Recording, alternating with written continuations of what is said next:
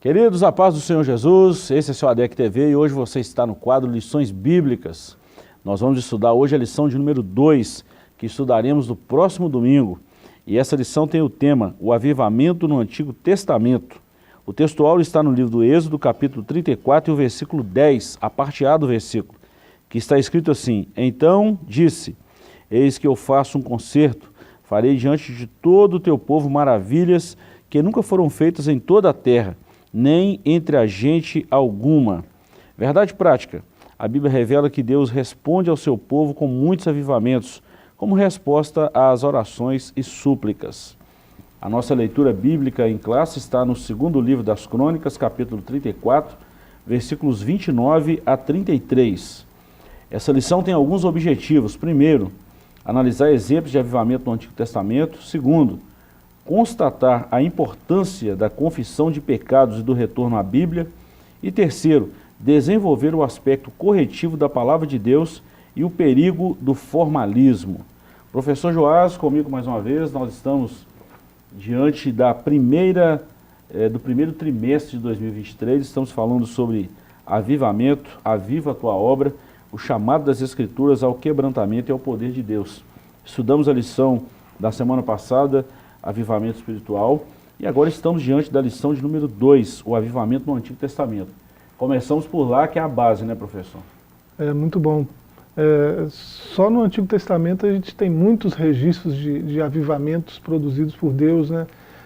E de reavivamentos também, como o caso de Esdras, por exemplo, né? A gente vê pelo menos 2 grandes avivamentos ali narrados no livro de Esdras.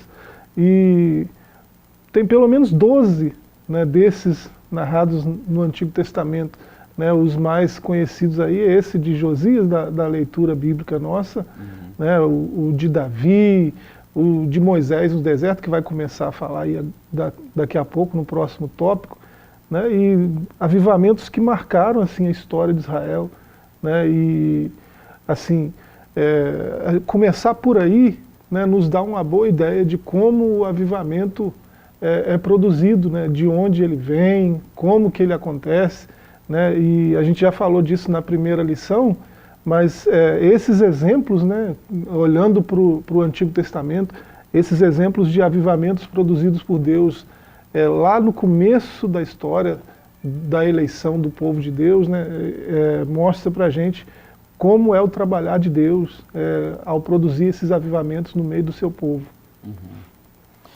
Então, professor, nós falamos aí dessa lição, da primeira lição, o avivamento espiritual. Nós já falamos que todo avivamento é precedido pela palavra de Deus, pelo arrependimento, pela volta à palavra de Deus, pela confissão de pecados. E agora a gente vai tratar esse assunto de novo, só que no contexto do Antigo Testamento. Você já citou aí que pelo menos 12 avivamentos e reavivamentos no Antigo Testamento, e nós vamos trabalhar muito sobre esse tema aí durante esse trimestre. É isso. Vamos lá, introdução. Houve momentos em que o povo israelita deixou-se levar por práticas estranhas que provocaram a ira de Deus e a consequente punição da nação. Quando essa situação parecia não ter saída, um homem ou mulher de fé levantava-se de maneira humilde e quebrantada, buscando a Deus e confessando os pecados do povo. Então, o Altíssimo ouvia as orações e enviava do céu um avivamento como chuva serôdia. Registros como esse, Antigo Testamento, fundamentam o ensino dessa lição. Bom, registros como esse aqui, nós estamos citando esse período aqui do rei Josias. Josias, ele subiu ao trono muito novo, né, professor? Mas ele tinha tutores ali ao lado que o incentivavam a buscar a lei, buscar a palavra de Deus. E por mais que ele ainda era um menino quando subiu ao trono, mas o coração dele estava bem pautado pela palavra de Deus. Daí veio esse reavivamento na nação. Esse texto aí de 2 Crônicas 34, 29 a 33 é um belo exemplo para a gente citar isso aí. Sim, é interessante que esse grande avivamento aí produzido por Josias, o próprio texto que trata disso, né, 2 Crônicas, capítulo 34, 35, né, o texto que mostra esse avivamento aí, ele mostra a importância, né, da palavra, né, de observar a lei do Senhor, observar os seus mandamentos, e mostra a importância para que o avivamento venha, de uma rendição, né? De uma confissão de culpa, né? E de uma busca sincera de Deus, né? Para que o avivamento venha a partir de Deus mesmo, né? Então, Josias é um exemplo de como o avivamento acontece, né? Um exemplo muito forte. Por isso que está na nossa leitura bíblica aí. Antes dele houveram outros avivamentos, né? Além desse que nós vamos tratar de Moisés aí, teve Davi, Josias, Ezequias, Zorobabel, né? Isso tudo antes desse avivamento aí de Josias. Então, esse não é o primeiro, né? Mas é um dos mais importantes aí, e que ilustra melhor, né, de forma muito perfeita e bonita, né, como que o avivamento acontece, né? Tem tudo que a gente falou naquela lição passada, né, na nossa primeira lição, né, o que é necessário acontecer para que o avivamento venha, né, e qual que é a fonte desse avivamento, né, e a fonte não é barulho, movimento, manipulação de massas, não é isso, né? A fonte é o próprio Deus, é Ele que produz mediante arrependimento, confissão de pecado, oração, busca, súplica, né? E aí o avivamento vem. Professor, é interessante quando o comentarista trouxe, o comentarista dessa lição nossa aqui, desse trimestre, é o pastor Elinaldo Renovato, muito bom comentarista, um escritor muito bom. E eu gostei muito quando ele citou aqui esse livro de 2 Crônicas. Para quem não sabe, esse é mais um subsídio teológico também, mas o livro de 2 Crônicas é o último livro na Bíblia hebraica. Já falamos isso aqui algumas vezes, né? Eu tenho falado muito isso porque, numa ordem cronológica, até mesmo para a gente entender a ordem dos fatos, nós estamos falando aqui dos últimos avivamentos ali na nação de Israel, antes de Jesus, antes do avivamento mesmo, do reavivamento mesmo, né? Do Evangelho. Porque na nossa Bíblia, na Septuaginta, por exemplo, na Bíblia que nós usamos hoje, a Almeida Revista Fiel, a Corrigida e outras mais da língua portuguesa, 2 Crônicas vem ali bem próximo de 1º e 2º Reis. Está bem antes de Salmos, bem antes de Jó, bem antes de Provérbios, antes dos profetas. E lembrando que os profetas estão todos ali inseridos em 1º e 2º Reis. Então é bom a gente entender isso aí, exatamente por uma ordem cronológica. Eu acho que é uma questão legal da gente trazer aqui. Sim, interessante. Vamos lá, capítulo 1, o panorama dos avivamentos no Antigo Testamento. Então nós vamos falar de 3 aqui, professor, 3 tempos aqui. Primeiro o avivamento no tempo de Moisés, depois no tempo de Samuel e por fim, aqui nesse primeiro capítulo, no tempo de Josias. Na época de Moisés, quando José, filho de Jacó, morreu, o povo israelita sofreu com a tirania de Faraó, que não conhecia a história de benefícios que os judeus receberam da parte de Deus no governo de José. Nesse contexto, Moisés foi divinamente chamado no Monte Horebe, viu uma sarça que queimava, mas não consumia. Ao se aproximar daquela imagem, Deus o chamou para libertar o seu povo do Egito, dizendo: Eu sou o Deus de teu pai, o Deus de Abraão, o Deus de Isaque e o Deus de Jacó. Moisés encobriu seu rosto porque temeu olhar para Deus. Diante dessa visão, o Senhor esclareceu que o enviaria ao Egito a fim de libertar o seu povo. Então foi por intermédio de Moisés, professor, que depois de 400 anos, 430 anos, Deus tirou o povo de Israel lá do Egito, com um braço forte, com mão forte, e provocou um avivamento muito grande naquele povo. Um povo que estava enraizado na cultura egípcia, mas tinha os remanescentes, professor. É bom a gente lembrar isso, né? A gente vê que antes do avivamento vem a crise, né? O reconhecimento de pecados, né? A humilhação diante de Deus. E nesse caso aí a crise durou bastante tempo, né? Durou séculos, né? E assim, até que o povo se arrependesse, buscasse a Deus de fato, né? Para que o avivamento viesse, foi um tempinho bom, né?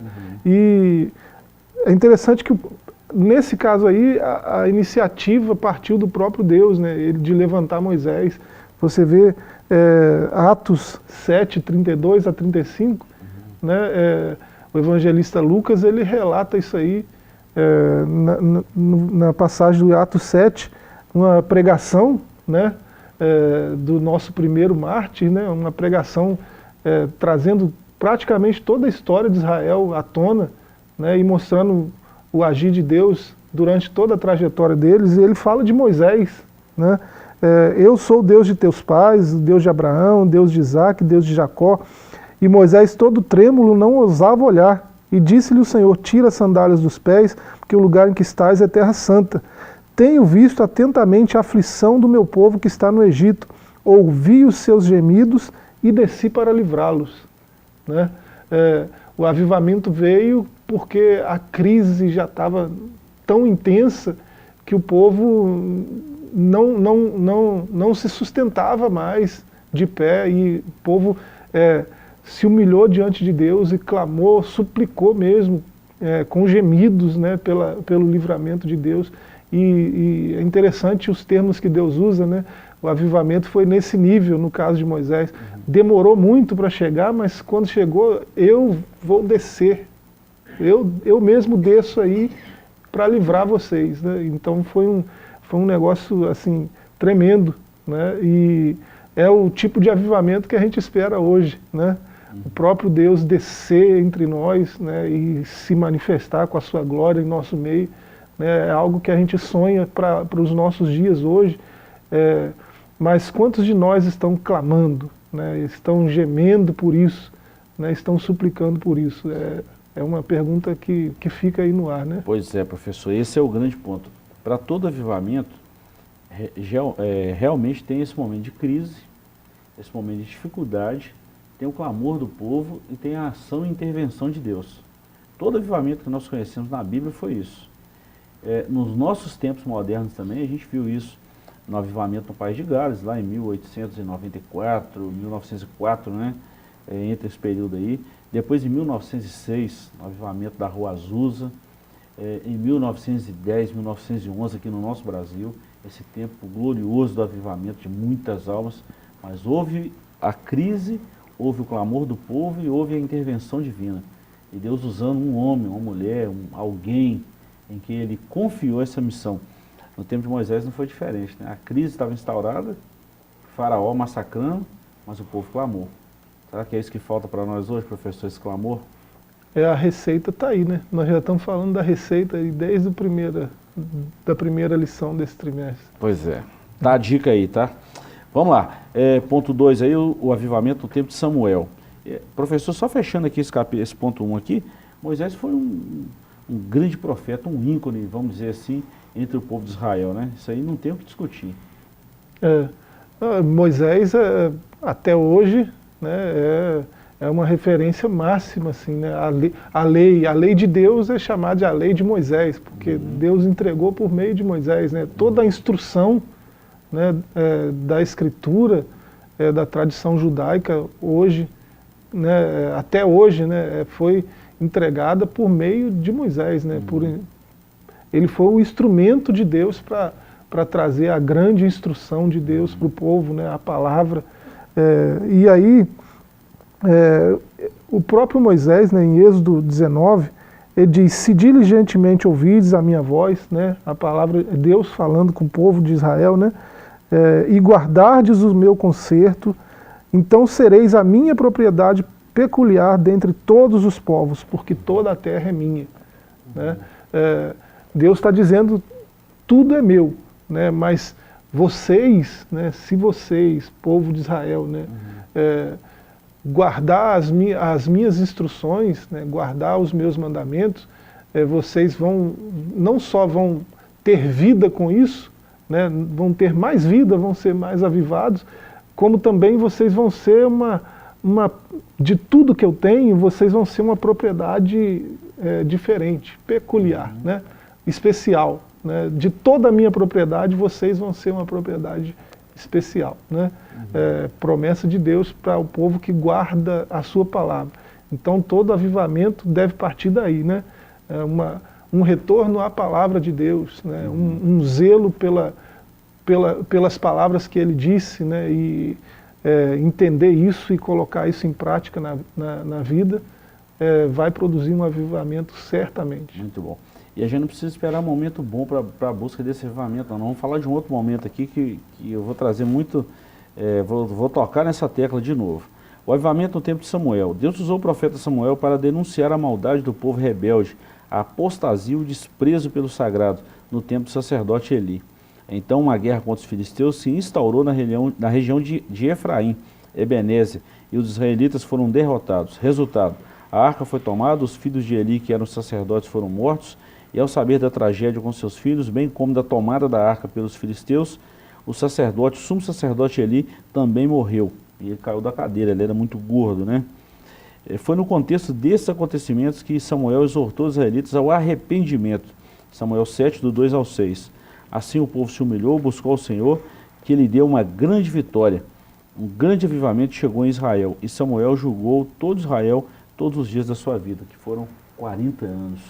Professor, interessante, na época do profeta Samuel, foi outra época difícil para o povo de Israel, sendo julgado pelos filisteus. Chegou uma época em Israel que não tinha um ferreiro para molar as espadas, para molar suas ferramentas de trabalho. Olha que tragédia. Mas foi nesse momento, nesse contexto conturbado, o sacerdote já não corrigiu seus filhos, os filhos totalmente perversos, malignos, filhos de Belial. E nesse contexto, Deus chama Samuel ainda uma criança. E Deus fala com aquela criança. E Deus desce de novo e intervém na história. Samuel, depois ele acabou sendo juiz, no mesmo tempo que o próprio Eli, né? Mas Eli já era quase centenário nessa altura aí, já um dos grandes juízes de Israel, né? O povo vivia naquele ciclo, né, até então de retorno à palavra, volta a Deus, né, e aí uma prosperidade grande, um avivamento grande, e depois se esquece de Deus quando a prosperidade vem, aí deixa Deus de lado, busca outros deuses, aí Deus vai, vira o seu rosto, né, deixa eles por sua conta, aí as nações vêm e tal. Era um ciclo, a gente vê isso em Juízes, né? O povo pecava constantemente dessa maneira, né, buscando a Deus no momento de dificuldade e se afastando de Deus no momento da prosperidade. E o interessante a grande misericórdia de Deus, a longanimidade de Deus, de sempre responder ao clamor, né, do necessitado que o busca, né? A gente vê isso em Juízes também, é muito interessante. Mas Eli, né, era um homem de Deus, um homem justo, né, um homem santo, que julgou o povo de Israel com justiça, retamente, mas se perdeu nas concessões que fez aos filhos, né? O amor aos filhos se tornou algo licencioso, né? Ele deixou os filhos fazerem o que quisessem, né, durante o seu período de julgar, né, como juiz do povo de Israel. E isso desagradou a Deus, e Deus comunicou isso a Eli diversas vezes, e Eli não fez o que devia fazer, que era punir os seus filhos. Ele só chamou atenção, né? Tem muitos pais assim que a gente consegue fazer associação. Meu filho, não faz isso. Tipo assim, está subindo em cima da mesa e pisando na cabeça das pessoas. Meu filho, filhinho, não faz isso. Coisas absurdas assim, né? Era algo muito mais absurdo que os filhos de Eli faziam, mas ele só chamava atenção, né? Ele não fazia o que precisava fazer, que é afastá-los, né? Puni-los com o rigor da lei, já que ele era um juiz justo, né? O que valia para o povo de Israel, valia para eles, porque eles deveriam ser exemplo, né? E não eram, ao contrário disso. Então isso desagradou a Deus nesse nível. E o povo que já pecava constantemente, a essa altura estava, né, com esse desgoverno, né, com essa vista grossa que ele fazia dos seus filhos. O juízo veio todo de uma vez, né? Os filhos morreram na frente da batalha. Eles achavam que por levar um objeto dos mais sagrados que tinha no templo para a batalha, eles venceriam a batalha, mas Deus não trabalha assim, né? Deus não trabalha com ídolos, né? Deus trabalha no meio de gente sincera e arrependida, né? E aí a vitória não veio, a derrota foi maior do que nunca, né? Por causa dessa idolatria, né? E aí não só os filhos dele morreram, mas quando ele soube que esse objeto sagrado, que é a arca de Deus, foi levado, né, ele caiu da cadeira e quebrou o pescoço, uma morte boba, né, trágica, mas assim, coisa estranha, né, esquisita, o cara cair da cadeira e morrer, né, então foi desse jeito. Mas a gente percebe aí também nessa história, né, desse avivamento de Samuel, que Deus sempre tem pessoas, né, no lugar certo, na posição correta, né, tapando a brecha para que ele possa agir de acordo com a sua expectativa, que é trazer vida por onde passa, né? Então Deus sempre tem os seus. Esse avivamento no tempo de Samuel que destaca muito esse cenário ruim que estava. Ruim, estranho, caótico. né? Estava um cenário muito esquisito. E o povo de Deus sendo massacrado pelo inimigo. Então, nesse cenário, Deus levanta uma criança, professor, um menino, e fala para ele coisa de adulto. Deus levanta um menino e fala para ele coisa de adulto que iria fazer. E Deus trouxe um avivamento muito grande através do profeta Samuel.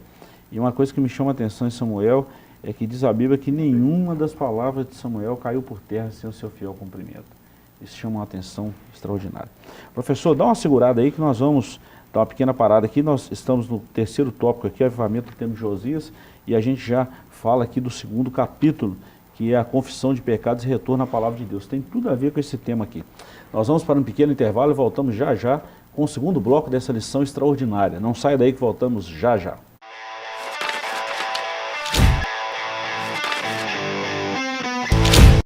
Estamos de volta com o seu ADEC TV e hoje no quadro Lições Bíblicas. Estamos falando da lição de número 2, a segunda lição do nosso primeiro trimestre de 2023. Estamos tratando do assunto avivamento no Antigo Testamento. Todo esse trimestre nós vamos falar sobre avivamento. Começamos na lição passada, a lição da semana passada, avivamento espiritual. Hoje estamos falando do avivamento no Antigo Testamento. Próxima semana nós vamos falar do Novo Testamento, o ministério avivado de Jesus, avivamento na vida da igreja, no ministério de Pedro, um Marte avivado, avivamento espiritual no mundo, no Brasil, na vida pessoal, na missão da igreja, vivendo no Espírito, e a última lição de número 13, aviva, ó Senhor, a tua obra. Professor, nós encerramos o primeiro bloco falando aí do avivamento no tempo de Samuel, uma época difícil, mas Deus preservou. Eu falei aqui também que Deus sempre tem os seus remanescentes. E tem uma frase aqui da nossa lição, a nossa lição é rica, tá? Eu quero até aproveitar para falar isso, professor, que a nossa lição, ela tem tanta coisa, tem o subsídio teológico, tem a leitura diária, tem a sinopse dos capítulos, tem a parte do auxílio na vida cristã, o auxílio bibliológico, tem tanta coisa, tanta informação que eu acho que a gente explora muito pouco a nossa lição. Sim. Muito pouco. Uma das frases aqui, dentro desse capítulo primeiro aqui, é o seguinte: a situação espiritual era tão decadente que até o livro da lei se havia perdido no templo, mas foi achado durante as obras do santuário. E aqui entra nessa época de Josias. Era uma situação tão terrível, tão triste. O livro, os pergaminhos estavam enrolados, os livros, né, vamos falar assim, guardados num lugar, empoeirados e até, vamos falar assim, cheio de teia de aranha. Tipo isso. O cenário que a gente vê do templo nessa época de Josias era exatamente esse. O templo estava esquecido, a casa de Deus estava jogada às traças. A verdade era essa. E Deus levanta de novo um menino de apenas 8 anos. É interessante. Hoje a gente não corre muito risco de passar por isso, né? Alguém achou a palavra de Deus. A gente não corre mais esse risco, né? Tem um número absurdo aí de aplicativos de Bíblia, de todo tipo, tem até os originais aí, de graça, né? Em aplicativos muito bons.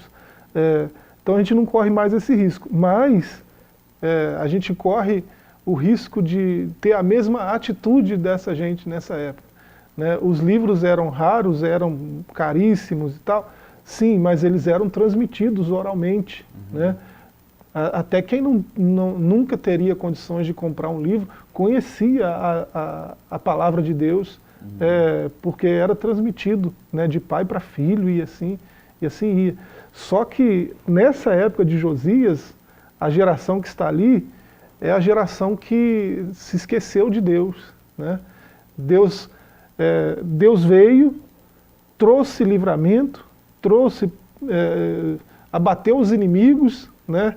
Trouxe riqueza, prosperidade, e aí o povo cresceu, né, com muita prosperidade, com muito sucesso. E assim, os que vêm depois disso tudo aí, né, depois dos livramentos, depois da prosperidade que Deus mandou, se acostumaram com essa vida, né? Não faz ideia de onde veio isso, de onde veio essa prosperidade toda, de onde veio essa saúde que a gente tem, de onde veio essa riqueza toda que nós herdamos, né? Se esqueceram quem foi que fez isso, né? E até esqueceram a sua palavra, deixaram de lado, empoeirando em algum canto, né? Até que o sacerdote encontra, né? Tropeça lá no livro, achei o livro de Deus, aí traz, e quando o livro é lido, o avivamento vem, né? Isso é sensacional.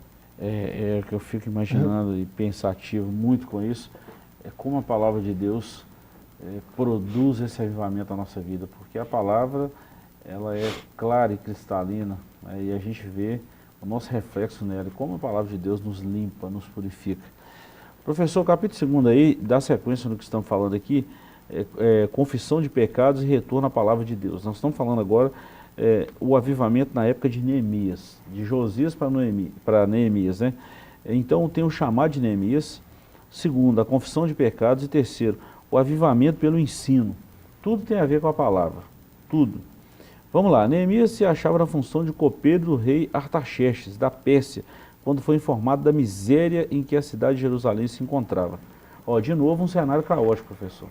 Aí nesse cenário, Neemias, que estava agora no governo do rei Artaxerxes, é bom lembrar isso aí, que dentro dessa conquista de impérios aí, o Império Egípcio havia se perdido, e veio aquelas conquistas da Assíria, depois o Império Babilônico, e o Império Babilônico foi vencido pelos medos e persas.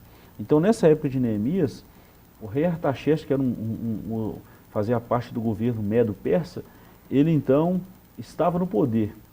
Nós estamos falando de um cenário histórico, político e também religioso. Então nessa época, o Império Babilônico já havia se passado, o cativeiro já estava no fim.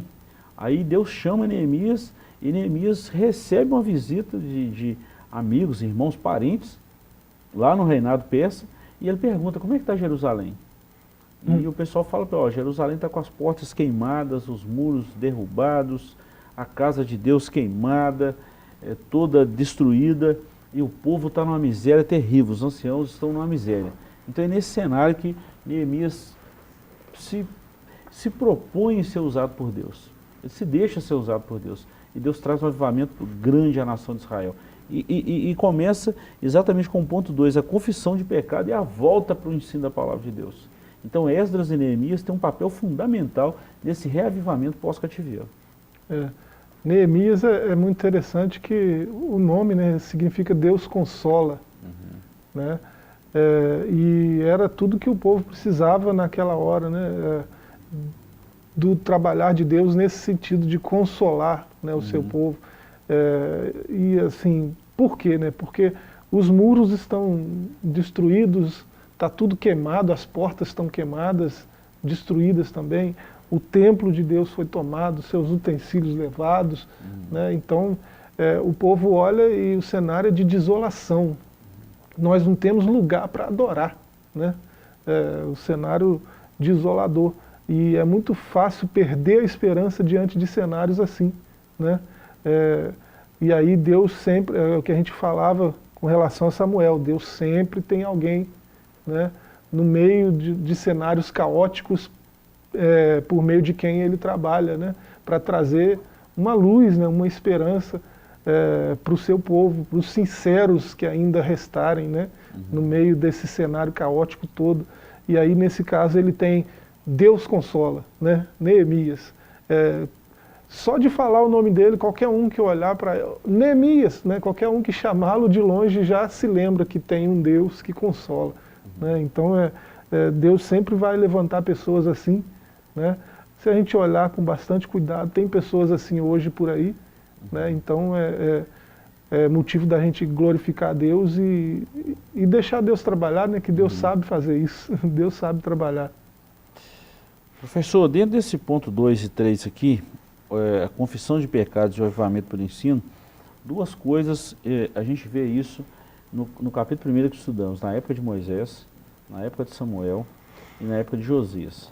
E agora, finalizando esse capítulo 2 aqui, nós vemos a confissão de pecados.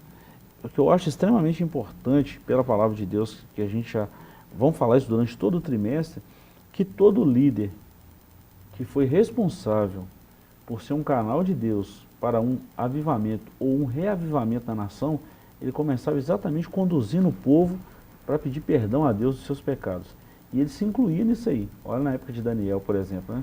Senhor, perdoa os nossos pecados. Não é perdoa o pecado do povo, não. Os nossos, porque ele também fazia parte do povo. E Neemias fez isso aqui.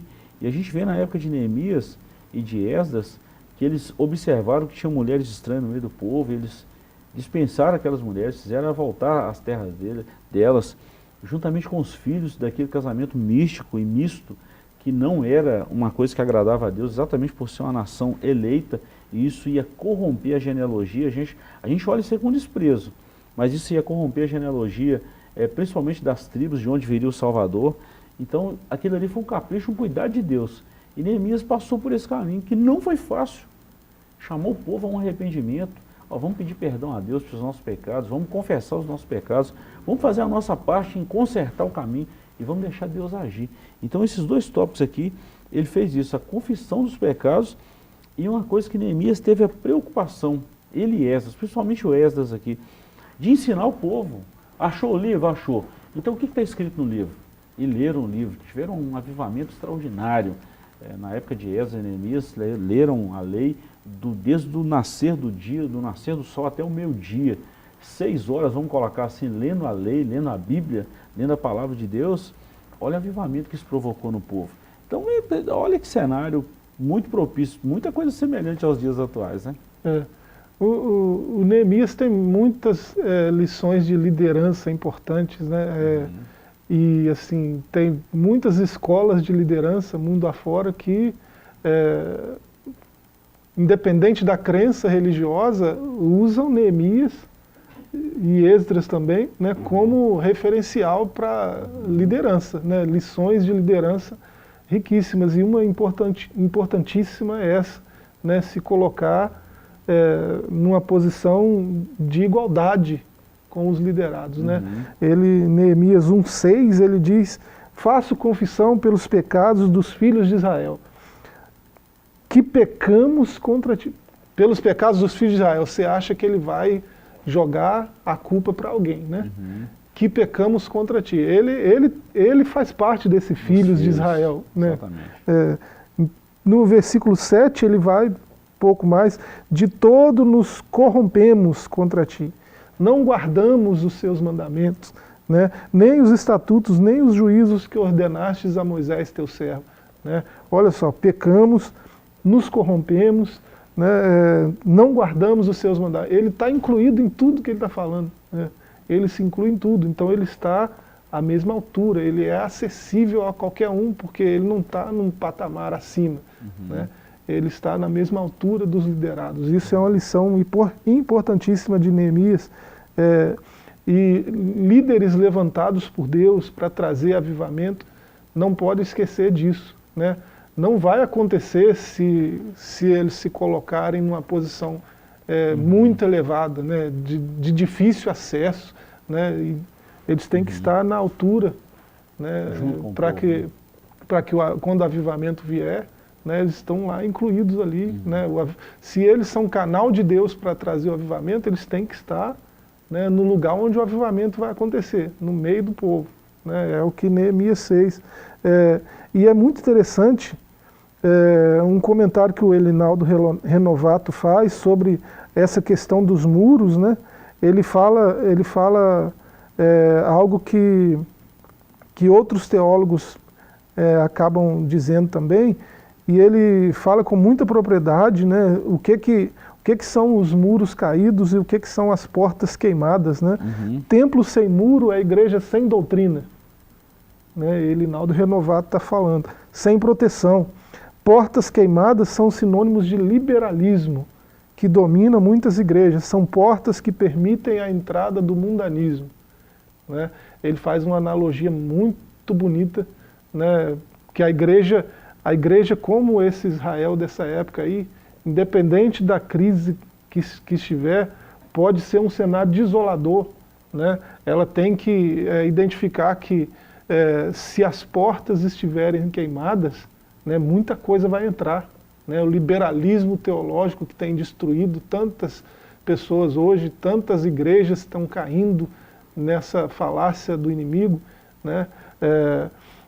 A igreja fica sem proteção, né? Ela fica aberta a qualquer besteira que seja dita no âmbito teológico, que corrompa as mentalidades dos mais desatentos, né? E a igreja sem muro, aí também é complicado, porque além das ideias também entram lobos devoradores, também entram ameaças ao povo, né, à vida das ovelhas, né? Então a igreja precisa ter essas duas coisas, muros e portas firmes, né, de pé, né, para que não venha, para que haja proteção contra os lobos, né, e para que não haja livre acesso às doutrinas equivocadas e às heresias, né, que às vezes, infelizmente, brotam até de dentro dela mesma, porque a porta estava aberta, né, entrou a heresia e aí não tem mais muita coisa para ser feita, né? Professor, você falou uma coisa muito importante que o comentarista citou aqui, dentro da questão da porta e do muro. Eu pensei muito sobre isso também, refleti muito sobre isso. Antes de entrar qualquer coisa, antes da influência externa, nós perdemos o que está dentro, sai. Então, quando saem essas coisas boas, Paulo falou isso, né, em 1 Coríntios 15, que as más conversações corrompem os bons costumes, foi exatamente dessa perda de identidade, essa perda de coisas essenciais, de doutrinas básicas da nossa fé. Infelizmente, hoje, a gente fala isso, eu falei disso bem recente, muitos cristãos já não acreditam mais em doutrinas essenciais para a nossa vida, as doutrinas básicas da nossa fé. Tem muito cristão com dúvida. Tem muito cristão já que está em dúvida nisso aí. Exatamente esse liberalismo teológico, doutrinário, falta do muro e falta da porta. Isso é doído nesses dias, tá? Praticamente tem que ensinar, né, nós que ensinamos, voltar a ensinar o credo, coisas básicas, né? Ensinar o credo. Creio em Deus Pai, Todo-Poderoso, Criador dos céus e da terra. Ensinar esse credo de novo para que os crentes que estão chegando recitem isso e saibam quais são as doutrinas essenciais, né? A Trindade é uma doutrina essencial, a divindade de Cristo é uma doutrina essencial, né? E as portas estão abertas, né, largamente, praticamente nem tem mais portas em muitos lugares, né? Não precisa mais de porta. E aí qualquer coisa entra e sai assim com a facilidade. Há uma mistura, né? E não é o correto. Professor, nós estamos finalizando aqui. Avivamento e a palavra de Deus são dois tópicos apenas, nós vamos citar. Não vamos falar muita coisa esse trimestre, tem muita coisa boa vindo por aí. A palavra de Deus corrige e cuidado com o formalismo. É tudo isso que nós já vimos falando aqui, já estamos falando. A palavra de Deus sempre exorta, corrige, é a função da palavra de Deus, né? Quando a gente lê a palavra de Deus, entra e faz o que precisa ser feito. Ela tem essa função de limpar, de corrigir, de exortar. Exortar não é dar pancada, exortar é encorajar a fazer o que é certo. Mas a palavra de Deus também nos orienta a ter muito cuidado com o formalismo. Isso é perigoso, viu, professor? Com formalismo queremos dizer a respeito do que é formal, metódico e rigoroso. É o extremo oposto do mero emocionalismo e exibicionismo espiritual. É verdade que não é errado observar regras, preceitos e métodos. No entanto, o formalismo assume uma característica negativa quando o cuidado e o zelo pelo que é formal sobrepõe a necessidade espiritual da igreja. Isso assusta a gente. Porque onde há formalismo em excesso, o valor da experiência é corrompido, né? Não tem lugar para a experiência legítima, né? Porque só é aceito o que está dentro das regras, né? Dentro da forma, né? O formalismo é prejudicial nesse sentido. Regras são boas, formas são boas, é preciso ter uma forma, né? Mas isso não pode ser a única coisa que existe, né? O formalismo. Não, aqui, para você andar com Deus, tem que ser assim, assado, tem que se comportar assim, tem que falar assim. Aí fica só as regras, né? E a experiência, né? Parece que Deus valoriza a experiência, né? E é algo que nós pentecostais, né, é algo que a gente valoriza também, porque a gente sabe que Deus valoriza. Se tem valor para Deus, né, é importante para nós. Então, a experiência é importante, né? A pessoa precisa ter a própria experiência com Deus, né? É diferente de alguém dizer para ela que andar com Deus é assim. É diferente, né? Ela dá o primeiro passo com Deus, né? Na direção de Deus, ouvindo a voz de Deus, falando com Deus, né? Entendendo o que Deus fala. Isso essa experiência não tem nem como descrever, né? E olha o valor dessa experiência em contraste com simples regrinhas, né? Com Deus é assim, assim, assim. A experiência tem um valor, né? Tem o seu lugar, né? E ela não deve ser desprezada. Eu gosto muito daquela palavra que fala que a gente deve fazer tudo com decência e ordem.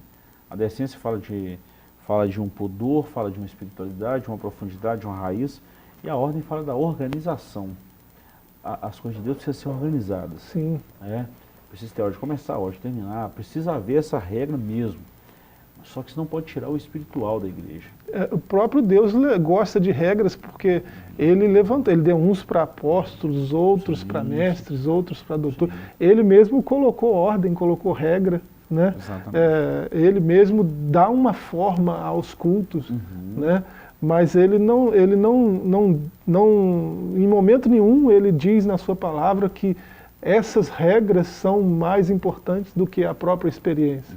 Né? São necessárias. Esses homens que ele levantou para fazer as regras, né, são levantados por ele, as regras até são direcionadas por ele mesmo, a direção vem dele, mas olhando para esse quadro geral, você vê que quem está no controle não são esses homens, é o próprio Deus que os levantou. Né? Então a experiência com esse Deus, ela está acima das regras que estão postas, né? Porque não se pode confundir uma coisa com a outra. Né? Senão vira formalismo, isso é perigoso.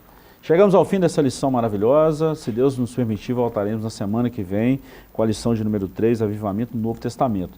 Já identificamos aqui a base desse avivamento, professor, que é o retorno da palavra de Deus, que é a confissão de pecados e que é o não ao formalismo. Nós precisamos ter uma profundidade espiritual que é produzida pela palavra de Deus. Nos despedimos na paz do Senhor e voltaremos na semana que vem, permitindo Deus. Até lá e um forte abraço.